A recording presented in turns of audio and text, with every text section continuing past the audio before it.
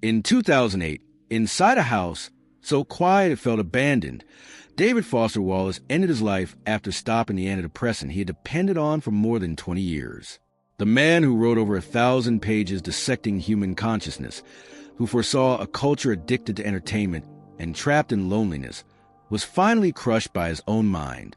The author of Infinite Jest understood pain, analyzed it, named it with surgical precision, and still lost to it, leaving behind one unbearable question. If peak intelligence cannot save a human being, then what can? In 1996, David Foster Wallace published Infinite Jest, a novel that exceeded 1,000 pages and splintered into hundreds of footnotes, an act that felt almost hostile to a culture already losing its ability to focus. What many dismissed as excess was, in fact, design. Wallace was not showing off intelligence. He was replicating the experience of a mind overwhelmed by stimuli, choices, and compulsions it could no longer control. The book demanded effort because modern consciousness, he believed, was already exhausted. The world did not know what to do with it at first. Critics called the novel unreadable, unmarketable, even self-indulgent. Then something unexpected happened. Writers, professors, and students began to recognize themselves inside its pages. Wallace had articulated addiction not only as substance abuse, but as a structural condition of modern life. Entertainment replacing meaning, pleasure crowding out purpose, irony becoming emotional armor. Without smartphones, without social media, he described a future that felt uncomfortably familiar. Almost overnight, Wallace became a cult figure. He was labeled a writer's writer, invited to interviews, campuses, and literary panels. Lecture halls filled. His sentences were quoted with reverence. Yet the man himself appeared uncomfortable with the attention, soft-spoken, self-effacing, often visibly anxious. He repeatedly warned that intelligence was not salvation. In interviews, he spoke about depression as something persistent and physical, not philosophical. He insisted that awareness could sharpen suffering rather than dissolve it. The irony deepened with every accolade. Wallace was praised for diagnosing the sickness of an entire culture, but diagnosis did not equal cure. His greatest achievement explained the trap with terrifying clarity, yet offered no exit for the person who built it.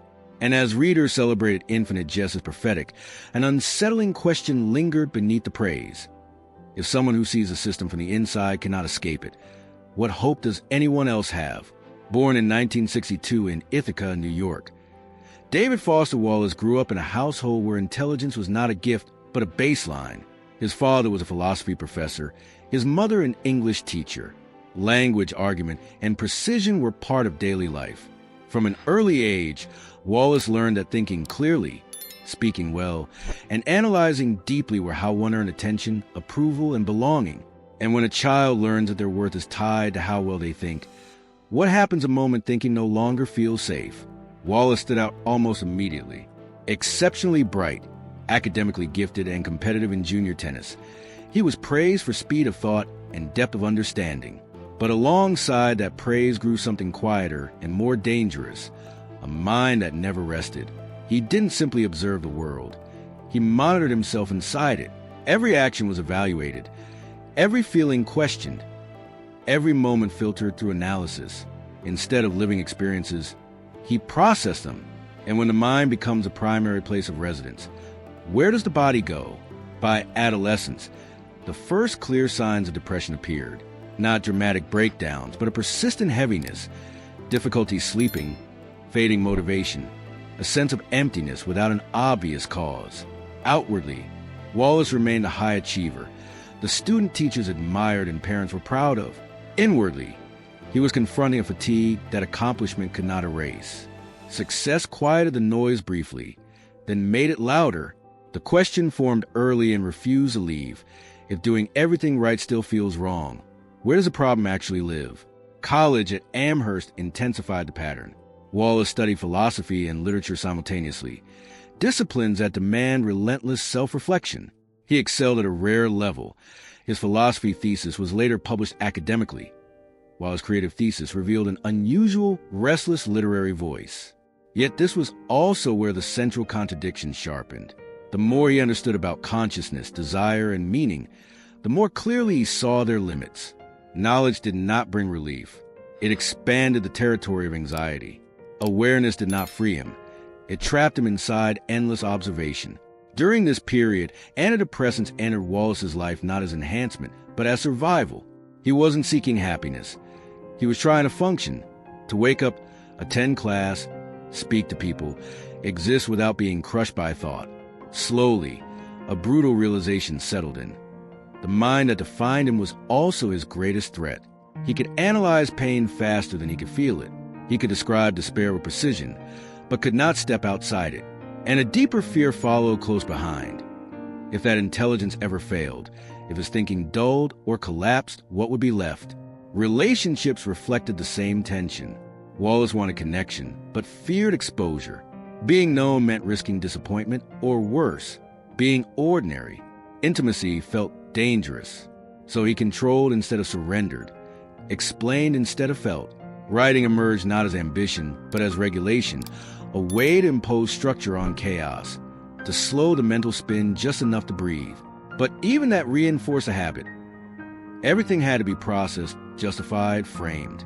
Nothing could simply exist. There was no singular trauma in Wallace's childhood, no obvious villain. What made it dangerous was its subtlety, a world that perfectly rewarded intellect while leaving little room for fragility, a system that trained vigilance but never taught rest. By the time he stepped toward a literary life, the foundation was set. A mind trained to see everything, a nervous system stretched thin by that vision, and a belief that letting go of thought itself might be catastrophic. And beneath it all lingered a question that would follow him for decades. When a person is taught how to think endlessly, who teaches them how to stop? After Amherst, David Foster Wallace did not move toward literary stardom. He moved inward. Graduate school was not a launch pad. It was a holding pattern. He enrolled in creative writing programs, partly to keep writing, partly to stay afloat. The ambition was there, but was muted by fear. Fear of fraudulence. Fear of being seen too clearly. Fear that whatever talent he had might already be running out. Writing was not a ladder. It was a brace. His first novel, The Broom of the System, arrived early and earned attention for its cleverness and intellectual play. Reviewers noticed the brain. Wallace noticed the problem. The book leaned heavily on irony, systems, and games, exactly the mode he was already beginning to distrust. Praise did not reassure him. It confirmed a suspicion that cleverness alone was a dead end. If irony was armor, then writing that relied on it risked becoming emotionally vacant. And if readers admired the armor, how would they ever reach the person inside? During this period, depression tightened its grip. Medication became a constant companion, not a solution, maintenance. Days were organized around managing symptoms. Sleep, focus, basic function. Wallace wrote in bursts, then stalled. He taught. He revised obsessively. He threw away pages. He began to articulate a private rule for himself. Writing must risk sincerity, even if sincerity made him look naive or exposed. Anything less felt dishonest. The problem was that sincerity demanded vulnerability, and vulnerability felt unsafe. He turned away from the idea of the cool writer, away from detachment, away from postmodern smirks. What interested him instead was the inner weather of ordinary people, the silent negotiations, the compulsions no one admits to, the way desire masquerades as choice. He wanted prose that could hold attention without numbing emotion, that could be difficult without being cruel. This wasn't a market strategy. It was a moral one, and moral commitments carry weight. Financially, life was unstable. Teaching positions were temporary. Recognition came in fragments. He lived modestly, often alone, often restless. Social interactions drained him. Interviews felt like performances. He did not understand how to stop performing. The gap between public expectation and private capacity widened. He feared becoming a talking head before he had finished saying anything that mattered. At the same time, his notebooks thickened. Sentences grew longer, more recursive, more precise. Footnotes began to appear, not as decoration, but as a way to represent how thought actually behaves. Interruptive, self-correcting, compulsive. Wallace wasn't experimenting for novelty. He was trying to be accurate. The form followed the mind. And the mind, he knew, was not linear. This was a period where the private path solidified. Wallace stopped writing to impress and started writing to confront. He read widely: philosophy, recovery literature, pop culture, math. He studied addiction not as a topic, but as a structure. He noticed how entertainment promised relief while demanding submission, how choice multiplied anxiety instead of freedom, how attention, once fragmented, was hard to reclaim. These ideas were not abstractions. They mirrored his own daily negotiations with thought and mood. Yet even as the work deepened, the cost rose. Writing at this level required immersion, and immersion meant prolonged contact with the very mental states he was trying to manage. Progress felt fragile. A good day could collapse without warning. He worried that the discipline he needed to write was the same discipline that kept him rigid and afraid to rest. The paradox sharpened. Writing stabilized him, but also pulled him closer to the edge. By the early 1990s, it was clear he was moving towards something larger, riskier, and harder than anything he had attempted. A book that would not flatter readers. A book that would demand attention in a culture trained to avoid it. A book that would tell the truth about pleasure, addiction, and loneliness without offering easy relief. He knew the direction. He also knew the danger. And the question pressing forward, quiet but insistent, was this: if writing required him to face everything he was trying to survive, how long could that balance possibly hold? By 1996, David Foster Wallace crossed a threshold few writers ever approach. The publication of Infinite Jest did not merely add a title to his resume. It reorganized his life. The book arrived like an object from another system. Oversized, demanding, structurally disobedient. Readers did not consume it. They submitted to it. And in a culture already drifting towards speed and distraction, submission felt radical. Recognition followed fast and unevenly. Sales were strong. Reviews were polarized. Some critics mocked the difficulty. Others admitted, reluctantly, that the novel captured something they could not escape in themselves. Word spread through universities, workshops, and late-night conversations. Wallace became a reference point, a signal. If you understood this book, it said something about how seriously you took thought, attention, and inner life. The halo formed quickly, and it was heavy. Publicly, Wallace was framed as a generational voice. Privately, he felt more exposed and elevated. Interviews multiplied. Journalists wanted him to explain what the book meant, as if it were a thesis rather than a mirror. He answered patiently, often deflecting praise, emphasizing that intelligence was not virtue and difficulty was not depth. But every explanation fixed his image a little more firmly. The room for error narrowed. Lecture halls filled wherever he went. Students lined up with marked copies, asking for signatures, for meaning, for reassurance that attention still mattered. Wallace spoke carefully, choosing humility over authority, but the audience still heard guidance. He was becoming, against his will, a teacher of how to live in an age of excess. And the expectation was relentless. Clarity from someone who struggled daily to maintain it. The essays added to the aura. Pieces on television, sports, cruise ships, and consumer culture revealed the same pattern. Humor layered over dread, observation laced with warning. He could dissect pleasure until it showed its cost. He could trace how choice quietly turned into compulsion. Readers felt understood and unsettled at the same time. That tension fueled his reputation. It also fed his exhaustion. One moment seemed to crystallize the public Wallace. A commencement speech, later known as This Is Water, stripped away complexity and favored directness. It spoke about awareness, about choosing how to see, about the quiet heroism of attention. The speech spread far beyond a ceremony, quoted and replayed as a guide to sanity. For many, it was life-affirming. For Wallace, it was another instance of being heard as resolved when he felt anything but. Behind the scenes, the work took its toll. Fame did not bring relief. It amplified scrutiny. He worried constantly about repeating himself, about disappointing readers, about being trapped by the very techniques that made the book succeed. The pressure to follow Infinite Jest was something equally significant, hovered like a deadline that never arrived. Writing slowed. Revision multiplied. Silence became frightening. Depression remained present, managed but never absent. Medication held the edges together, but the center felt fragile. Success did not quiet the mind. It sharpened it. The more people expected insight, the more he feared losing access to it.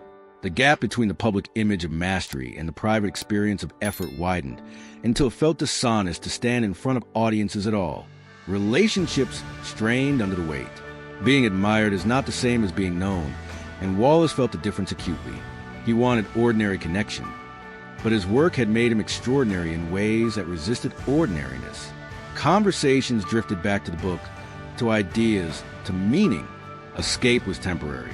At the height of his influence, Wallace understood the irony with painful clarity. He was praised for diagnosing the sickness of a culture that could not stop distracting itself, while his own days were spent managing an internal version of that same condition. Attention was his subject. Attention was also his battleground. And as the applause continued, a quieter question grew harder to ignore. If this is what victory looks like, visibility without peace, admiration without rest, what exactly has been won? At the center of David Foster Wallace's life was not sadness in the ordinary sense, but clinical, grinding depression that behaved less like emotion and more like physics. It had weight. It pressed. It returned with mathematical certainty. This was not despair caused by failure or loss. It existed independently of circumstance, advancing quietly even during periods of success. Wallace did not romanticize it. He described it as exhausting, humiliating, and relentless, a condition that required constant management just to remain upright. For more than 2 decades, antidepressants were not optional. They were structural. They allowed him to wake up, teach, write, speak, function. The medication did not make him happy. It made life tolerable, and that distinction mattered. Wallace understood that his survival depended on chemistry as much as willpower. Yet even as the drugs kept him alive, they carried their own costs. Emotional flattening, physical side effects, a sense that his inner life was being held together by external scaffolding. The question he never fully escaped was whether the version of himself stabilized by medication was still truly himself. His intelligence, so often mistaken for control, became a liability here. Wallace could observe his own suffering in real time, narrate it internally, analyze its mechanisms, predict its cycles. But observation did not interrupt it. Awareness did not soften the blow. If anything, it intensified the experience. There was no refuge in ignorance. The mind that saw everything also felt everything and could not look away. Writing, once a form of regulation, began to mirror the struggle. Pages grew dense, recursive, precise to the point of pain. Every sentence carried the burden of accuracy, the fear of simplification. Wallace did not want to misrepresent experience, especially suffering. But fidelity came at a price. To write honestly about despair required proximity to it. Each project demanded extended immersion in the very states he was fighting to survive. Progress was real, but so was erosion. Publicly, he spoke carefully about depression, refusing metaphors that made it sound poetic. Privately, the effort to remain functional consumed enormous energy. Ordinary tasks, emails, conversations, commitments, required calculation. Teaching drained him. Travel destabilized routines. Interviews demanded a version of himself that felt increasingly distant from his daily reality. The gap between what people expected and what he could sustainably provide widened until it felt dangerous. Relationships suffered under the strain. Intimacy requires a degree of unpredictability, and Wallace lived by control. Not control over others, but overexposure. He feared being a burden. He feared being seen as weak. He feared that if the internal machinery failed in front of someone else, it would confirm his worst suspicion, that without constant management, he was unlivable. So he withdrew when pressure rose, isolating not out of indifference, but out of caution. At the same time, his themes narrowed and sharpened. Addiction ceased to be a topic and became a framework. Not just substances, but habits of thought, entertainment, self-consciousness, the endless loop of desire and dissatisfaction.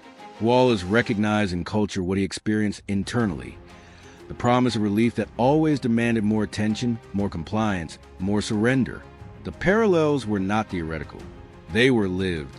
What made this period especially brutal was the absence of narrative progress. There was no steady descent, no dramatic crash, just maintenance, adjustment, vigilance. Depression did not announce itself with spectacle. It waited, and Wallace understood that understanding itself did not guarantee safety. He could explain the trap, he could map it, he could warn others about it. But explanation did not create an exit. By the late 1990s and early 2000s, the effort required to maintain equilibrium had become his full-time occupation.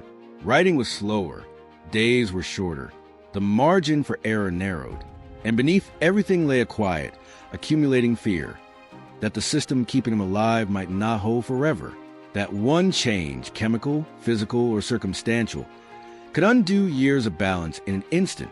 If survival depended on constant vigilance, what would happen the moment vigilance failed? In the early 2000s, the balance holding David Foster Wallace together began to feel provisional.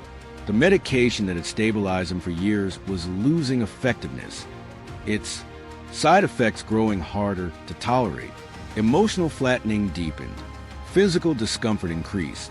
The sense of living behind glass, present but dulled, became harder to justify.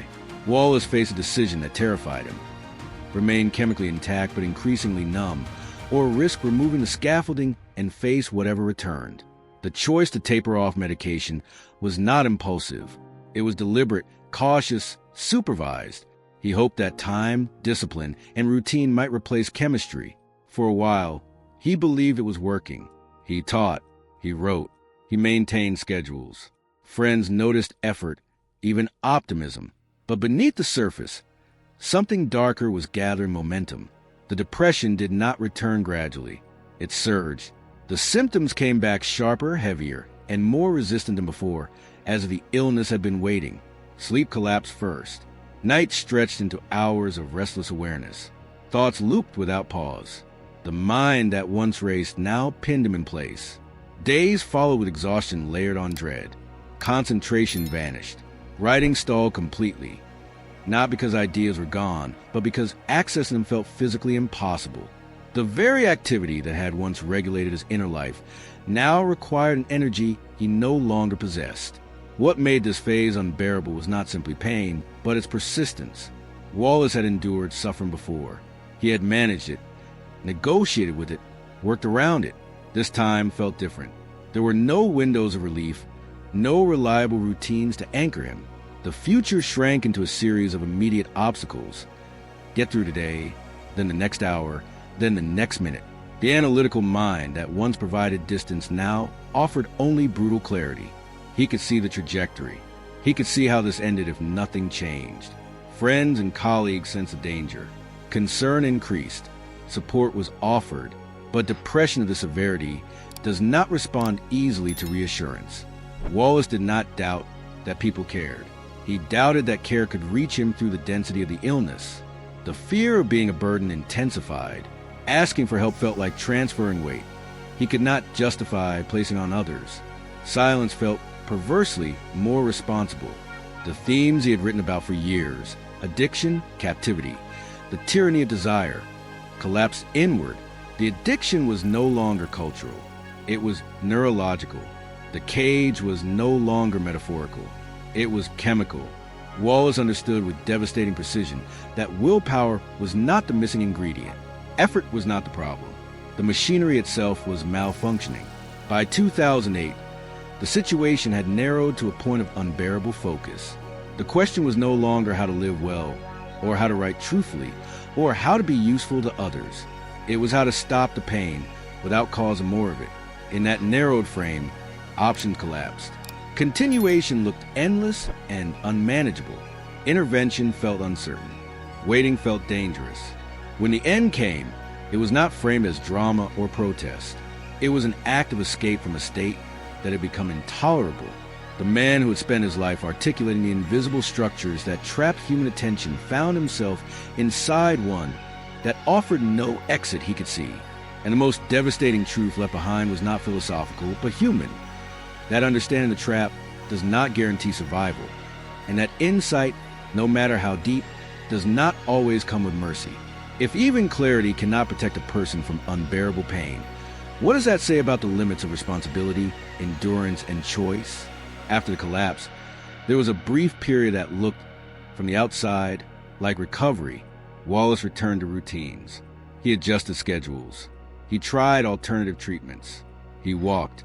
He limited stimulation. He reduced obligations. There was no grand comeback narrative, only an attempt to make life smaller and therefore survivable. This was not hope in the cinematic sense. It was containment, and containment, for a time, seemed possible. Teaching became the last stable structure. Classrooms were predictable. Students were focused. Discussion had boundaries. Within those limits, Wallace could function. He was attentive, careful, generous with feedback.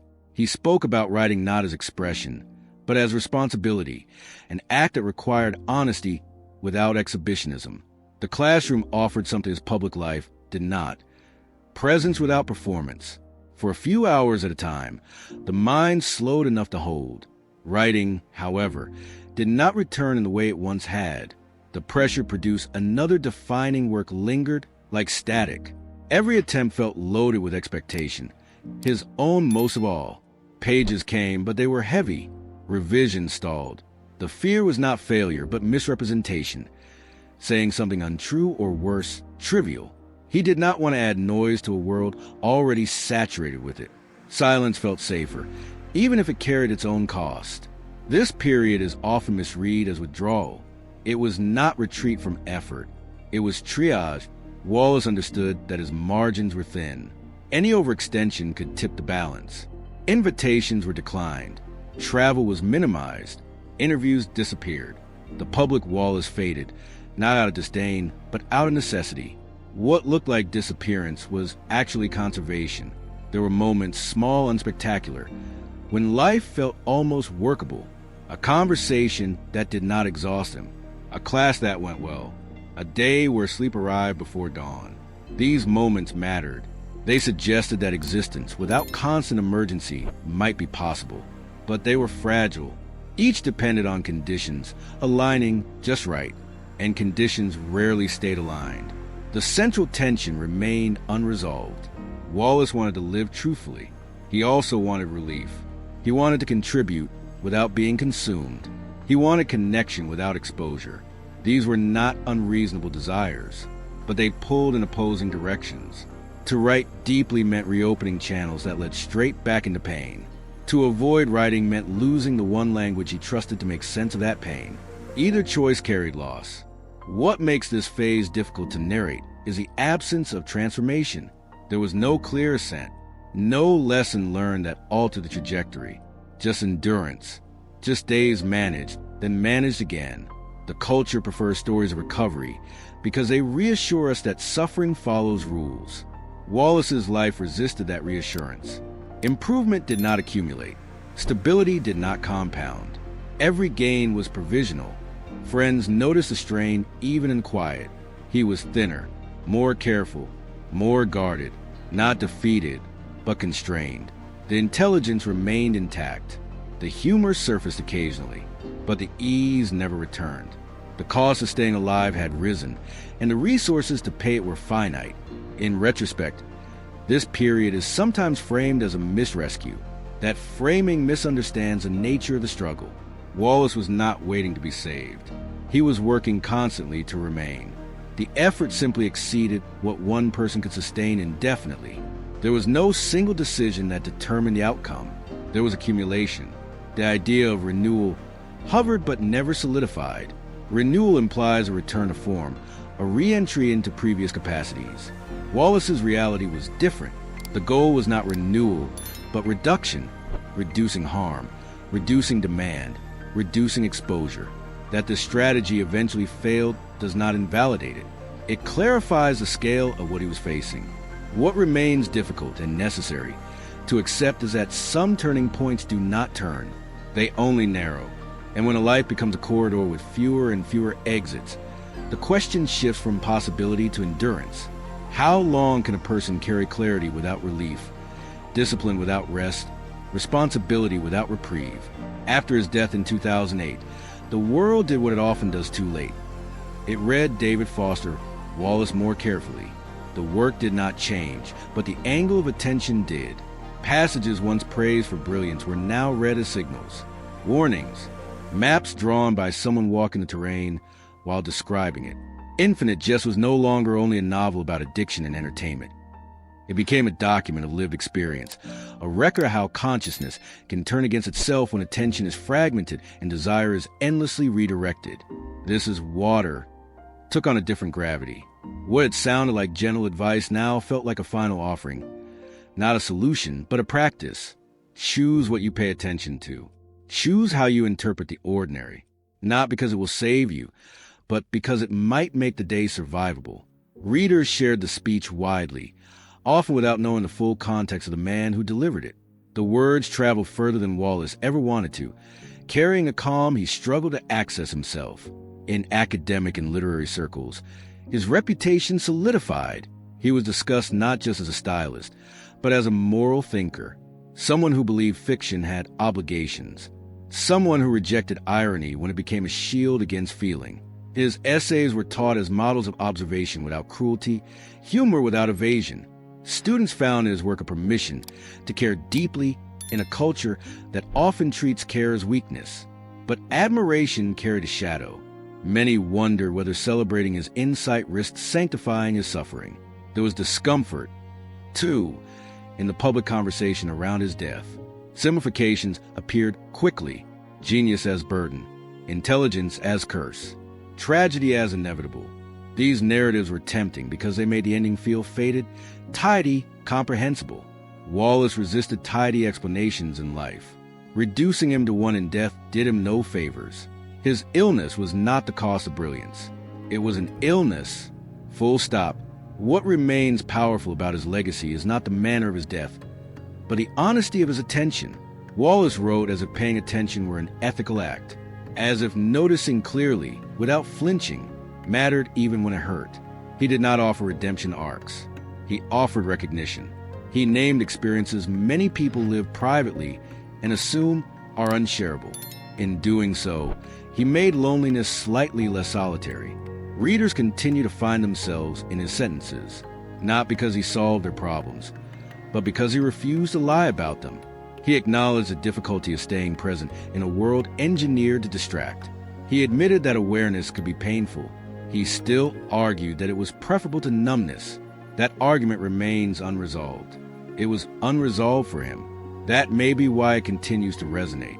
His legacy, then, is not instruction but companionship, not answers but articulation. He did not tell readers how to escape the maze. He showed them that they were not imagining its walls. And sometimes that recognition is the difference between isolation and endurance. If a writer can do that for someone they never meet, what kind of life does that count as? David Foster Wallace understood the machinery of modern life with rare precision. He saw how pleasure replaces meaning, how attention fragments into exhaustion, how choice can become a trap. He also understood something harder to accept. That understanding does not grant immunity. Insight does not cancel illness. Clarity does not guarantee mercy. There is a temptation to ask what he could have done differently, as if the right combination of effort, care, or awareness might have produced a different ending. That question comforts us because it preserves the idea of control. Wallace's life challenges that comfort. It suggests limits, real ones, on responsibility, endurance, and choice. What he offered instead was honesty. He wrote without pretending that pain is instructive or that suffering earns meaning by itself. He paid attention anyway. He described what he saw anyway. And in doing so, he left behind something quieter and more durable than inspiration, recognition.